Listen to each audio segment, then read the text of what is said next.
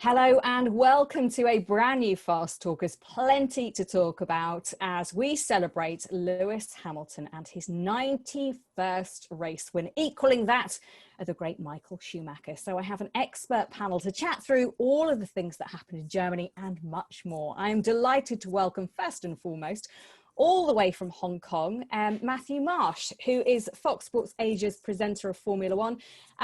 And we've just spoken a little bit about it before we came on air. You have the benefit of it not being early in the morning. So how much have you been able to drink so far today?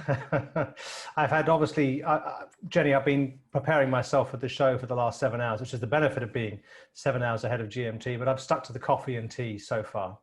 Oh, that's disappointing and not quite how you sold it to me, but there we go. We'll let you on the show anyway. Thank you for joining us.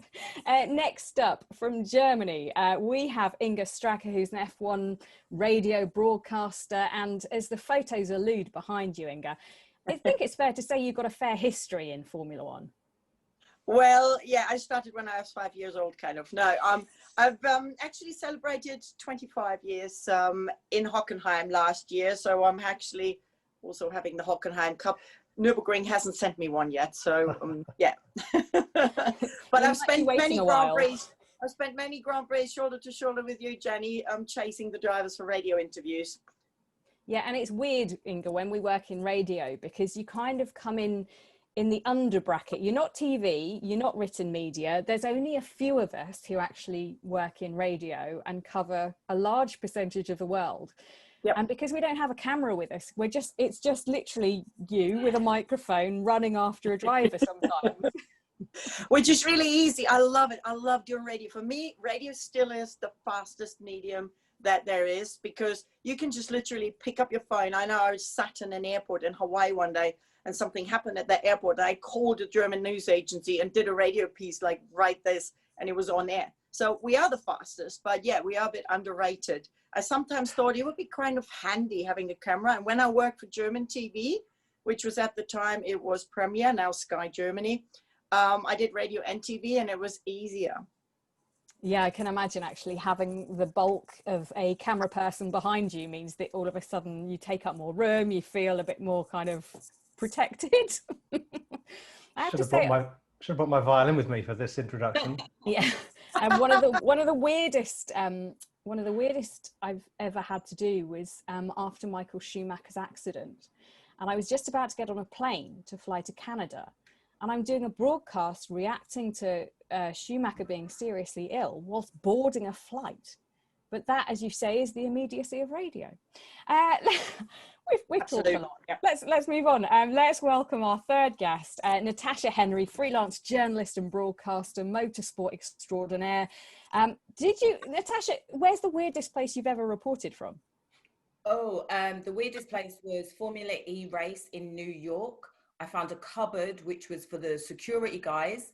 I had to prop my laptop up on various boxes and move all the yellow coats from behind, and then I had to prop my seat up. It was ridiculous. It was very, very cold, and it was live on a very prominent news channel talking about Serena Williams randomly at that time. But yeah, it was very creative, put it that way. Matthew, that's what I love about journalism. Well, yeah. Absolutely. We haven't asked you, where's the weirdest place you've ever broadcast from or reported from? Well, I'm feeling a little bit left out of this. I wasn't in Hawaii. I wasn't flying to New York. I wasn't in a broom cupboard with or without a German tennis player. I don't know, really. It's a very good question. I mean, I suppose Inga and I, we were talking before we started the show about, is there something we miss from this year? And it's to your point, Inga, isn't it? It's being in unusual places and meeting the characters that make up our wonderful sport. So that's, yeah, I probably will think of somewhere that's a bit weird and wonderful, but probably best I keep it to myself. Fair enough. Right, let's get chatting about the German Grand Prix. Well, it wasn't the German Grand Prix, it was the Eifel Grand Prix, which wasn't awful, it was brilliant. It took place at the Nürburgring, and Matthew, as soon as we got the news that we were going to have a race at the beginning of October at the Nürburgring, you knew weather was going to be a factor, surely. Well, I mean, frankly, if it had been in the middle of August at the Nürburgring, weather would be a factor. And I'm lucky enough to have raced at the 24-hour race several times at that circuit. and it's a bit more extreme because there's 300 meters of elevation change between the top and the bottom of the circuit. But the weather there, in May, we can get sleet and snow, and maybe not snow, but certainly sleet. So yeah, October was always going to be crisp, let's say. Inga, how much of an effect did the weather have on the race? Not on the race, really, right? I mean, I don't know. I was suspecting halfway through the race, all those technical failures, if that had anything to do maybe with the cold. We haven't raced in temperatures between 4 and 8 degrees Celsius yet. And I don't know if it has affected the engines in any way, or even the tires as well. But I mean, having Friday cancelled, it affected a lot of the fans. And Nürburgring did let, well, 20,000 tickets they actually were allowed to sell. I think in the end there was about 1,400 people there, which is great. And a lot of them traveled like 6-7 hours one way, just mainly to see Mick Schumacher do his debut. And then that didn't happen. So they were really upset. I spoke to quite a few of them, and they were like, a helicopter not starting? Couldn't they find a solution? This is like a multi-million-dollar business, Formula One. And then they did find a solution for quali, and the fans were even more upset that Mick did not do any laps. Yeah, it was really tough. It was tough as broadcasters, I can definitely say that, to try and fill 3 hours, 20 minutes of radio and then do a podcast on Friday. But Natasha, it seems like Formula One shoots itself in the foot sometimes when it comes to these things. Yeah, I feel like there's such a desperation, definitely because we didn't know what was going to happen with COVID. There was such a desperation to get races on the calendar. Like you say, we all kind of expected the bad weather. We knew it wasn't going to be an easy situation to be there in October. But I feel like they were like, we need to get as many races as possible on the calendar because we don't know what's going to happen.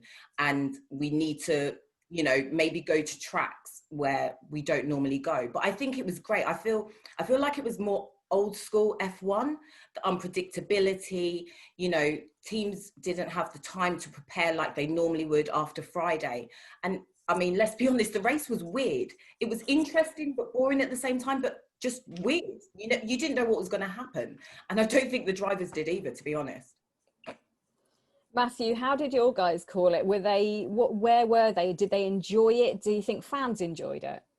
I personally, I mean, I enjoy every Grand Prix, I suppose. But I think the fans enjoyed it. I had a few text messages this morning from viewers who did. I mean, I thought the point about Friday that was interesting for me was how the FIA reacted by Saturday, which was, you know, moving the helipad a couple of kilometers away from the racetrack so it was down in the valley so the helicopter could fly. I thought it was a really smart idea. Shame they didn't do it on the Thursday, not to criticize after the fact, but you know, as I say, it's not the first time we've had fog at the Nürburgring. So easy in hindsight, but would have been good if they'd had that in play ahead of time. Yeah, I mean, I feel for the fans desperately, and you know, it's incredibly sad that you've actually had an event where fans have been allowed in and then they get to see no action, and a lot of them, as you say, Inga, were there to see Mick Schumacher make his debut, and they weren't able to do that. He wasn't able to take part in anything over the weekend apart from that wonderful sort of trophy giving at the end. But it led to a better race and qualifying session for sure, didn't it, Inga? We can only speculate, right? It's a if you don't know. I mean, it was the same for everybody. And I've heard now voices saying a 2-day race weekend only benefits the big teams, and the small teams who need to still develop their cars need that Friday. So it's hard to say, to be honest. I think the weather played a bigger role even during quali, like, you know, and even during the race, we've got radios going, oh, it's going to rain in half an hour. 2 seconds later, there's some other team saying it's going to rain in 5 minutes. Then we had some cars going off, and you're like, oh, maybe it's like in Spa, it's raining in some spots of the track like we've had in Nürburgring. I always like to refer to our, God bless him, our colleague Lucky Scheuer, who used to always call the weather at the ring spot on just by how his back was feeling back in the days. We would have needed him, but he's up there with St. Peter and looking after the weather there now. Well, maybe we can put it down to him that that fog came down on the Friday and meant for no running. I feel it was only a good thing. And personally, I would love to see a race format where the weekend was start with an hour's practice on Saturday, straight into quali, have the race, and then if you want to do testing on the Monday, Natasha. There's no reason why you couldn't do a test on a Monday. I kind of feel like, definitely from a fan's perspective as well, you know, the amount of money people spend to come and watch races, especially at this moment in time, you know, the fans that came on Friday, obviously they're going to be disappointed, but a 2-day race, it keeps it interested. It keeps our attention more than possibly a 3-day race. I think Formula One, like a lot of sports, is going to go for a lot of changes next season. I definitely think that might be something they discuss moving forward. I'm not so sure, if I may cut in there real quickly, because those fans who do travel there, they want a weekend, like especially if they have a long trip, even if they fly somewhere, they don't just want 2 days, they want something happening.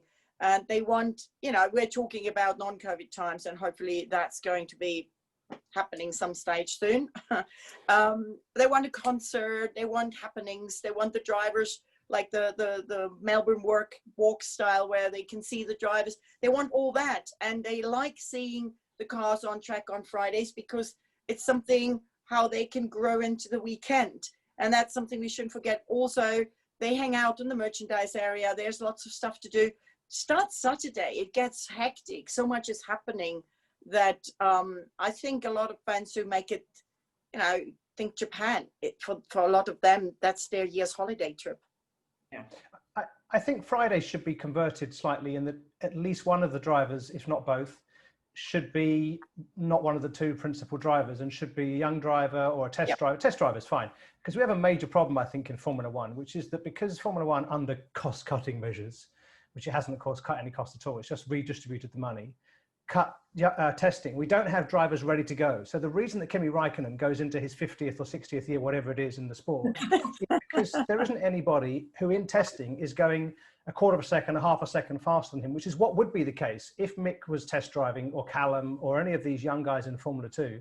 They'd be blowing these guys away all the time. That's what used to happen, isn't it? With Mark Blundell, with Damon Hill, these guys would never have got their break without testing. And this, just to keep finishing my rant, the problem with cost cutting is sometimes it makes the sport unsustainable, because who are the rich people, the fathers and the sponsors who are going to invest in young drivers if actually there's no route to the top for them to get their money back? So we need to address that, and I think urgently. I agree with that 100%. Friday for the youngsters coming through, because when you look at the teams now, you know, you're like, okay, so if so-and-so leaves, who's coming in? Obviously, you know, Fernando's coming back.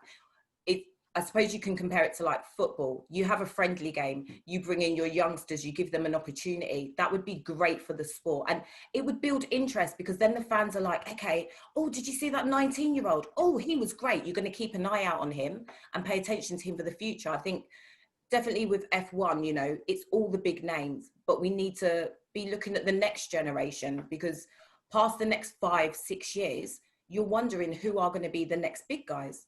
You know, and like you say, Raikkonen's probably, it feels like Raikkonen's going to be there when I'm 40. you know, he's been there a while, and he doesn't look, it's a hobby to him now. And I think to hear him say that, when to other people it is their career, you know, I'm not saying he's being disrespectful, but I imagine that some could see it as him being disrespectful, because he's just doing it for the sake of doing it. I don't agree with that. I don't agree. He's doing it because he's still got it in him, and he still wants to race, and he's good, right? Had he not gotten that penalty, he would have raced up the ranks yesterday, and he's still giving a lot more than other younger guys in the field. But I am with you, Matthew. I would say, and we've had talks like that before, let's make Friday, some top part of the time at least, mandatory to put a young driver in the car. Test driver, young driver, driver academy, up and comings, whatever. Also, I would put the Friday with, I know it's the cost cutting again, but with less restrictions in tires, have, like we used to have more Friday tires, a Friday engine or whatever, so they can do the testing on the Friday, maybe give them more hours even, but make it mandatory that it is Young Driver Development Day or something like that. Yeah, just open it up. Fascinating, and I love hearing all your opinions, and we haven't even spoken really about the race hugely, because there's so much. I think this season is being a learning process all the time. I think the fact that we never get to see each other anymore means that, you don't get that kind of cross-pollination of ideas, whether it's between journalists and broadcasters, or whether that's in the paddock between different people and people like engineers and mechanics. So I think it's fascinating. But when it comes to Germany, I mean, Bottas went out there, got pole position. You know, he was angry at the end of Russia. He was, you know, on the radio saying "F you" to all my critics. He came in to this race, I feel, needing that win, and then he didn't get it because I feel he succumbed to the pressure of Lewis Hamilton, and then it fell away, and then the car reliability issue. But Natasha, from your point of view, how did you read the race and the effects of that race? I think him not winning yesterday could be significant for the rest of his season. We've seen him before as someone who kind of takes results really emotionally. Like someone like Lewis, although he is still emotional, he's like, I lost, I'm going to go out there and win next time. Whereas with Bottas, I always feel like when he loses, you're concerned about how he's going to perform in the next race. I mean, for me, the big winners were Red Bull. You know, they are showing that the second half of the season, they are not looking to just be second on the second row or on the podium. They're looking to go and win races. And Lewis was very vocal about that yesterday. I think, I don't know, it's going to be an interesting end to the season. We all still expect Lewis to lift the title, but I don't think it's going to be easy. And I don't think Bottas is going to be his main challenger at all. If I can add a bit here, I think, you know, after Russia, when he said to whom it may concern, I was a bit bemused by that because the message is wrong. His critics have never said he can't win a race when he's at the front, or he can't be on pole. He does that regularly. The critics have been, you can't fight, you know, cheek by jowl with Lewis Hamilton. And he addressed that in the race, didn't he, in Germany? And he did do a brilliant pole position. It wasn't just a good one, it was a brilliant pole position. So I think, you know, contrary slightly to what you're saying, Natasha, I think Valtteri is putting those building blocks together. He did make that mistake in the race, and that's an area where Lewis very, very rarely does. So that's another area, you know, he has to work on that now. Okay, so when I am in the lead from Lewis, when I have beaten the guy off with my bare hands, the next thing I've got to do is not look in the mirrors, you know, just break them off and throw them away. But I think he's getting better, and maybe next year.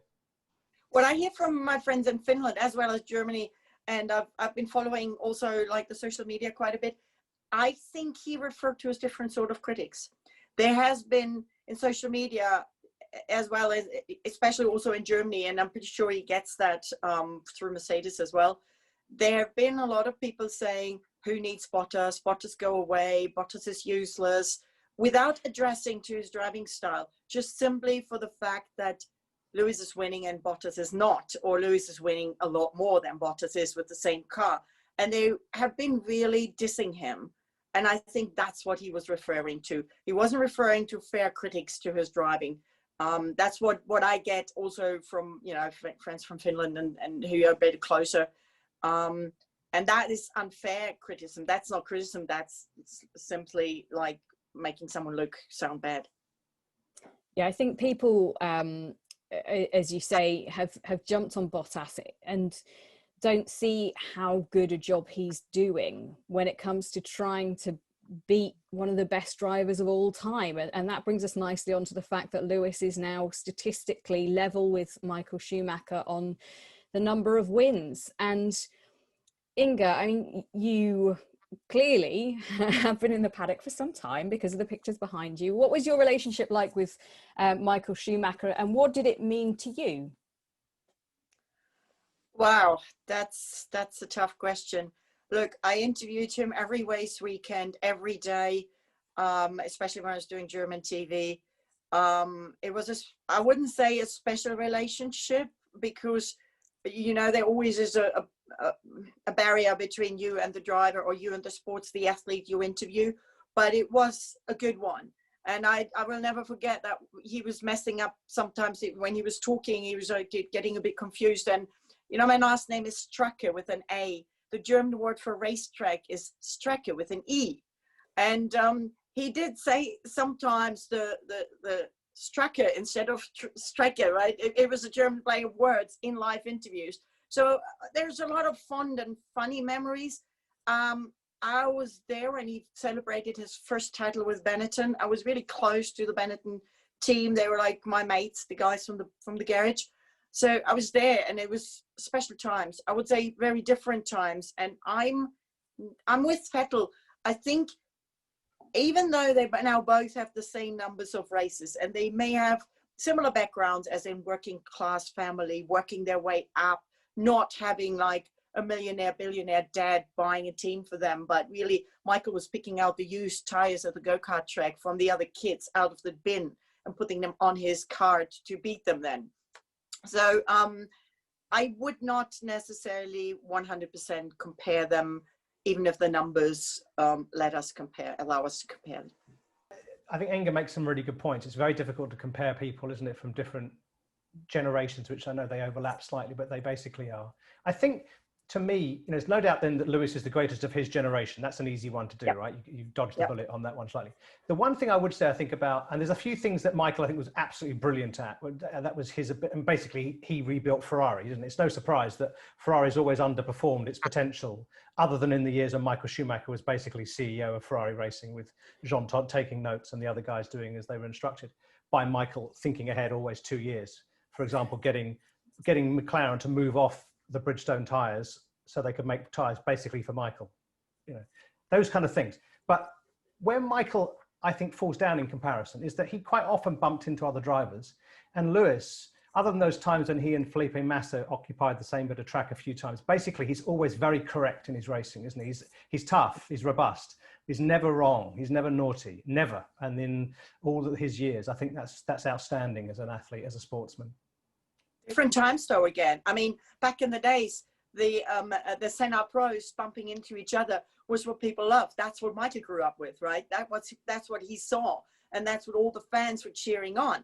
Lewis grew up with Michael for bumping into Damon and also bumping into Villeneuve, got punished. The way of thinking in the whole sport changed. And I think that also influenced the way Lewis grew up. And yes, I am with you. Of these times, Lewis definitely, I think it's amazing what he does. I cannot understand people who say him and Mercedes make Formula One boring. I'm more with Norbert Haug, who did yesterday say in German TV, you can't blame the ones who are doing a good job for those who aren't doing their job as well being not as good. I think one of the points Inga made about the working class background, which, yes, they do both come from that, but I think you can't ignore the cultural differences in someone like Lewis rising to the level he has.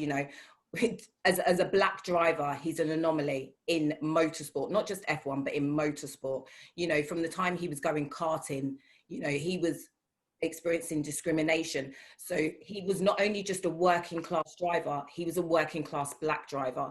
I think anyone that says he's not to be discussed in one of the best drivers ever, I don't understand that. Obviously, generationally, you can't compare them. The cars are different, the technology is different. But I think where Michael is just huge in motorsport, Lewis is huge outside of that. He's transcending motorsport as an athlete. And it disappoints me. It makes me sad that he doesn't get the credit he deserves. You saw him yesterday when Mick gave him that helmet. And I'm not an emotional person. And me and my mum were sitting here with tears in our eyes because we saw a young guy who was being recognised by the family of someone that he idolised growing up, that he looked at and thought, I want to be like him. You can't underestimate not only what that achievement does for him and his family, but for a lot of other people out there. Like there's so many young guys now thinking, I can go and be Lewis. And we never had that before. I think, I'm a fangirl, I can't lie. But, you can't deny what he does on the track. And yes, he may have the best car, but Bottas has the same car as him. So it's not just about the car, it's about the driver in the car. When Mick gave that helmet, it was, as you say, a very emotional moment, and it replicated the Senna moment in Montreal, where the Senna family passed over the helmet to Lewis after his pole position record was taken. And I said in broadcast yesterday, it felt like the baton of F1 was being handed over. And especially because of the situation we find ourselves in with Michael Schumacher, no one knows what his health really is. Everyone assumes it's not good. Otherwise, we would have maybe had some sort of an update. And I think because of all of that in the background, the same as, Senna having died, being the background to the pole, it felt like a very raw, emotional, but beautiful moment in Formula One, Inga. Definitely. And I have to say hats off to the Schumacher family, right? I mean, I'm pretty sure they would have loved that record or those records of Michael to stay on forever for his name being in history. And yet, instead of being disappointed or upset, they have the greatness to make that gift, which I know for Michael, helmets were, I mean, I'm sure it's for every driver, but for him even more so, a very, very special thing, right? And for Mick to hand this over, you could see that he couldn't really say much. But there's a nice and a note that puts a smile on my face is that Mick did say in German that his dad, that's, I'm quoting him, he said, my dad always said records are there to be broken, and maybe it's up to me one day to break this one. I saw that tweet actually this morning, and I think as much as, yeah, they would love for Michael to go down #1 in everything, I think they're a motorsport family. They understand that even if he's #1 or #3 in the records, his name will always be part of F1. And I saw the tweet of the quote, and I thought the same thing. It was beautiful. It was so gracious of the family to afford Lewis, you know, to give him that credit that he deserves. But we all know generations from now we'll still be discussing Michael Schumacher as one of the greatest. So regardless of whether he's #1 in the list or #5, he's always going to be up there. Yeah, we're going to talk about Nico Hülkenberg, but we're going to run out of time. So we'll fast forward a little bit and just talk about Mick Schumacher if we can, because I suppose it's relevant right now, having had that discussion. He was there in the weekend to do the test and to do the practice session on the Friday. Didn't happen in the end. They're hoping to reschedule it for Abu Dhabi, but how significant is it? I mean, we talk about maturity when it comes to racing. We talk about Lewis and what he's done for a whole community to try and enable them to become F1 fans. For Mick Schumacher to take that place yesterday and to present that helmet just shows his maturity. Is he ready for Formula One and all that brings with it? In 2018, he'd been in Formula 3 for about 1.5 years, and somebody asked me, what do you think about Mick? And I said, nah, he hasn't got what it takes. And then almost immediately thereafter, he won his first Formula 3 race and then continued winning every race and won the championship. And about the same time this year, I said, nah, he's got to Formula 2, and straight away he starts winning Formula 2 races in command, and also just doing things strategically and on track that, you know, he wasn't doing 2 months before. So he's obviously somebody who sort of puts it all together, a bit like the Valtteri discussion earlier. And so I certainly feel he could be a competent Formula One driver next year. He feels like it takes him a couple of years in each category, but I'd love to see him in the Alfa Romeo next year, blowing away Kimi Räikkönen. I think that's the way he was brought up. To start with, going a bit under the radar, in karting, using his mum's maiden name to not raise any attention. And I think that's the way, the entire way he grew up, and he is approaching everything, to stay on the radar a bit, assess everything, find out. And that's kind of Michael's style as well. He was always just putting, what do you say in English, put your ducks in a row, and then move up from there. And I know Maximilian Günther quite well. He was Mick's teammate in Formula 3. And he kind of confirmed that you know, Mick is a thinker, and he is a worker as well. He doesn't maybe have the pure, huge amount of raw talent, but when it counts, he'll be there. Talent's irrelevant if you don't work hard, isn't it? You see that a lot in sport. And he does seem to be someone that's taking in the information and taking his time. I think, like you say, using his mother's maiden name, because there's so much pressure on him. You know, his family name is synonymous with F1, and he may not reach the heights as quickly as he would like, but he seems to just be, you know, taking baby steps and walking before you run, which I think is a far more sensible way to go into it. We've seen so many young drivers come into F1 maybe 1, 2, 3 years early. He seems to be going the right route and the best route for his career. I think because he's part of that Ferrari driver academy, and they have such an organized approach to things. It's like Ferrari's driver academy have taken over where Red Bull used to be, and they now have just so many people on their books who could slot into Formula One. You look at Callum Ilott, great talent from Britain.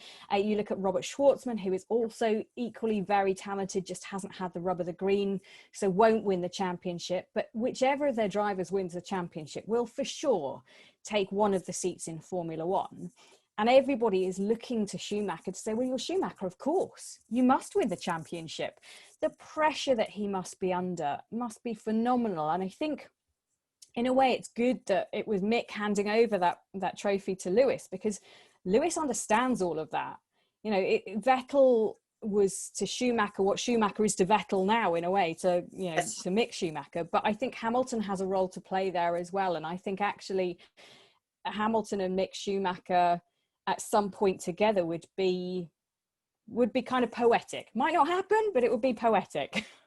I think Lewis would be a good mentor off the track for him, in terms of definitely navigating the media and the social aspect of things, and the pressures that come with being, you know, the next big star in the sport.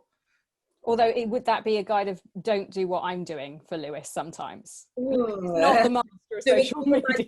Do as I say, not as I do.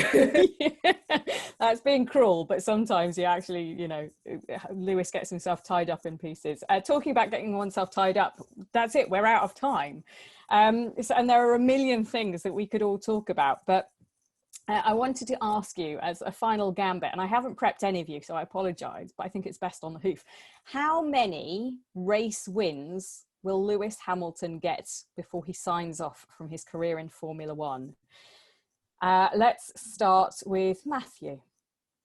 You've had more of the day to think about this because it's later where you are, so right. I'll ask you first. Over 100. The problem, here's the problem with the comparison, because people are doing the number of races that Michael had to do to get to 91 wins, but they're missing the point that he had his 91 wins at the end of 06. And then because of the way Ferrari mishandled the situation, he left the team, for which they shouldn't ever really be forgiven on the list of many things, obviously. He then did that ridiculous motorbike crash and was never the same, and came back and raced for Mercedes, which he shouldn't have done, all those things. Otherwise he would have had over 100 victories. So I think Lewis will end up getting the number of victories that Michael would have had if he hadn't been betrayed by Ferrari. I feel like you're sitting on the fence. I want a hard and fast number from you, Matthew. 120. Fair enough. Inga? It's tough to give a number. It depends on how many races we have per year, and that's where I agree with Matthew, because in Michael's time we had 16, 17 races per year, so he needed more years in getting that amount of races, whereas this year it would have been 22 races. That's a significant difference. So it really depends on the schedule of the next years, hoping that it will go back kind of to normal. He's still got a whole bunch of years ahead, especially if he goes as long as Kimi does, with 323 races now. No one can go as long as Kimi does, not even Rubens. I top Matthew and I say 125.